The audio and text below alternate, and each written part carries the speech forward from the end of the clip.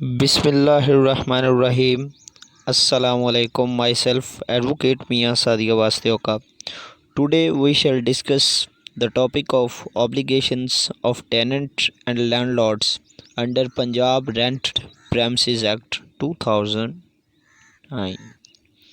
आज हम जो हमारा टॉपिक है वो है कि किरायादार और मालिक मकान की ड्यूटीज़, उनके राइट्स, उनके ऑब्लिगेशंस क्या क्या हैं जो कि पंजाब रेंट प्रेमिसेस एक्ट 2009 में बयान की गई हैं।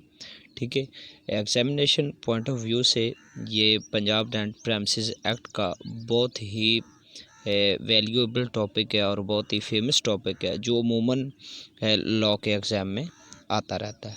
ठीक है, तो इस हवाले से जो पंजाब रेंटेड प्रेमिसेस एक्ट के सेक्शन 12 और 13 ये दोनों इसे डील करते हैं, rights and obligations of tenant and landlord. तो फर्स्ट ऑफ ऑल इसकी जो डेफिनेशन है लैंडलॉर्ड सेक्शन 2D में, उसके बाद टेनेंट की डेफिनेशन है 2I में। तो वो मैं जो पिछले लेक्चर मेरे गुजरे हैं उन में आपको बता चुका हूँ। तो इनकी जो डेफिनेशंस हैं लैंडलॉर्ड और टेनेंट की, वो अब मेरे पिछले लेक्चर्स में उन जो ब्रीफली मैंने उसको डिस्क्राइब कर दिया था। तो अब हम सिर्फ चलते हैं obligations of landlord under section 12 of Punjab rent premises act 2009। तो जो फर्स्ट ऑब्लिगेशन है वो है provide a certified copy of the tenancy agreement to the tenant. जो लैंडलॉर्ड है वो जो उनका दरमियान एक एग्रीमेंट तय होता है, ठीक है, उस एग्रीमेंट की सर्टिफाइड कॉपी जो है वो टेनेंट को प्रोवाइड करेगा, वो किराएदार को प्रोवाइड करेगा subject to the tenancy agreement. जो टेनेंसी एग्रीमेंट की शराइत हैं उनके मुताबिक वो काम करेगा। ठीक है, repair the premises as may be necessary to keep it in habitable condition. वो जो घर है, जो प्रेमिसेस है, जो किराए पर वो चीज़ दे रहा है, वो मकान दे रहा है, उसकी वो उस हद तक रिपेयर करवा के देगा जिस हद तक ज़रूरी होगा कि वहाँ पर रहाइश इख्तियार की जा सके। ठीक है, पे the tax levied on the premises under a law for the time being in force. अगर उस वक्त के लॉ के मुताबिक उस जगह पर, उस प्रेमिसेस पर किसी किस्म का कोई टैक्स या कोई वाजिबात बकाया हैं या कोई टैक्स लागू है तो वो लैंडलॉर्ड की ज़िम्मेदारी होगी, वो उनको जल्दी से जल्दी पे करेगा। पे the fee levied on the premises under a law for the time being in force. अगर कोई इस हवाले से कोई फ़ी है तो वो भी वो पे करे।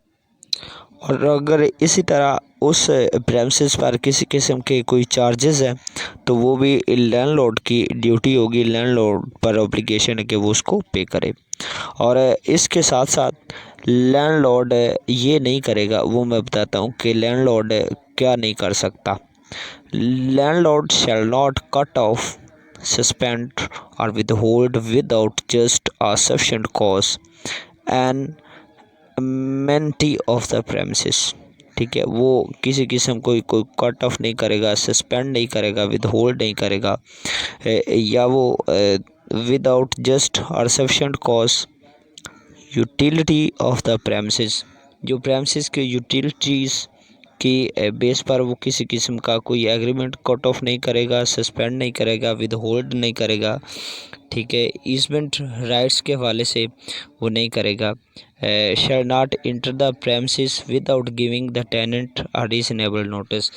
वो जो प्रेमिसेस है, हालांकि वो मालिक तो है लेकिन फिर भी विदाउट नोटिस टू टेनेंट वो उस जगह पर दाखिल नहीं हो सकेगा। ठीक है, और अब क्वेश्चन आता है कि where landlord neglects or fails to fulfil an obligation under the ordinance or the tenancy agreement under section 12 clause 3। Clause 3 के मुताबिक कि जहाँ पर जो लैंडलॉर्ड है वो जो एग्रीमेंट उनके लैंडलॉर्ड एंड टेनेंट के दरमियान जो एग्रीमेंट तय पाया गया, अगर उसकी कोई खिलाफ वर्जी करता है तो क्या किया जा सकता है। फिर the tenant may file an application in the rent tribunal for an order directing the landlord to fulfil the obligation तो जो टेनेंट है वो रेंट ट्रिब्यूनल में एक एप्लीकेशन फाइल करेगा। Powers of rent tribunal under section 12(4) the rent tribunal may, और rent tribunal उसकी समाअत करते हुए ये ऑर्डर कर सकता है where tenant has been in enjoyment of the amenity utility easement which has been cut off or suspended without just cause sufficient cause under section 12 clause 4a. The rent tribunal may make an order directing the landlord to restore the amenity utility or easement। यानी कि अगर landlord किसी किस्म की कोई service या कोई बिजली का कनेक्शन या कोई ऐसी ईसमेंट राइट्स के हवाले से कोई चीज़ उनकी सस्पेंड करता है, कट ऑफ करता है, तो वो एक एप्लीकेशन उसके खिलाफ गुजारेगा और रेंट ट्रिब्यूनल उसको रिस्टोर करने का, जो मालिक मकान है, जो लैंडलॉर्ड है, उसको रिस्टोर करने का हुक्म देगा। ठीक है। उसके साथ where a landlord has failed to keep the premises in habitable condition or make necessary repairs, और जहाँ पर वो नेसेसरी रिपेयर्स नहीं करता प्रेमिसेस की, तो जो ट्रिब्यूनल है वो उसको डायरेक्ट कर सकता है कि आप इसको may made by the tenant at his expense and defray the expenses from the rent. तो जो रेंट ट्रिब्यूनल है वो टेनेंट को कह सकते हैं कि आप जो एक्सपेंसेस हैं वो रिपेयर के हवाले से आप रिपेयर करवा लें, और रिपेयर के जो एक्सपेंसेस हैं वो आप रेंट से कट कर लेंगे, वो रेंट से आप मिनिमाइज़ कर लेंगे। ठीक है। उसकी जो इतनी भी पेमेंट होगी कि वो जितनी रिपेयर ज़रूरी होगी हैबिटेबल कंडीशन रहने के लिए, ठीक है, मकान में अगर for the sake of arguments के अगर उस मकान का दरवाज़ा नहीं है तो ये हैबिटेबल कंडीशन में आता है कि वो उसको मकान का दरवाज़ा लगवा कर दे, फिर वो हैबिटेबल कंडीशन में आएगा। ठीक है, रहाइश के काबिल आएगा। और अगर वो नहीं लगवा के देता तो जो किरायादार है वो दरवाज़ा लगवा सकता है और दरवाजे के पैसे अपने जो किराया के पैसे वो दे रहा है उससे वो मिनिमाइज़ कर सकता है, उससे वो काट सकता है। ठीक है। आगे जी, obligations of tenant under section 13 of the Punjab rent premises act 2009। Section 13 में टेनेंट जो किराएदार है उसके ऑब्लिगेशंस के हवाले से बात की गई है। Obligations of tenant subject to the tenancy agreement, a tenant shall keep the premises in the condition in which it was let out except for normal wear and tear. वो जिस हालत में प्रेमिसेस उसको दिया गया वो उसी हालत में रखेगा, except normal wear and tear. कोई छोटी मोटी टूट फूट का शिकार है तो वो चल सकता है। ठीक है, अदरवाइज़ वो उसी हालत में उसको वापस करेगा। Use the premises for the purpose for which it was let out. वो उसी मकसद के लिए उसको इस्तेमाल कर सकता है जो सा मकसद टेनेंसी एग्रीमेंट में लिखा गया। अगर उसने गोदाम के तौर पर, गोडाउन के तौर पर यूज़ करना है तो वो फिर गोडाउन के तौर पर यूज़ करेगा। वो वहाँ पर रह नहीं सकता, वो रहाइश नहीं इख्तियार कर सकता। अगर रहाइश के तौर पर उसने यूज़ करना है तो फिर वो बतौर गोडाउन नहीं इस्तेमाल कर सकेगा। ठीक है। Allow the landlord to enter the premises for the purpose of inspection और रिपेयर्स। तो लैंडलॉर्ड को इजाज़त देगा फॉर पर्पस ऑफ इंस्पेक्शन, जो उस अपने मकान के मुआयने या उसकी रिपेयर के लिए वो इंटर हो सके।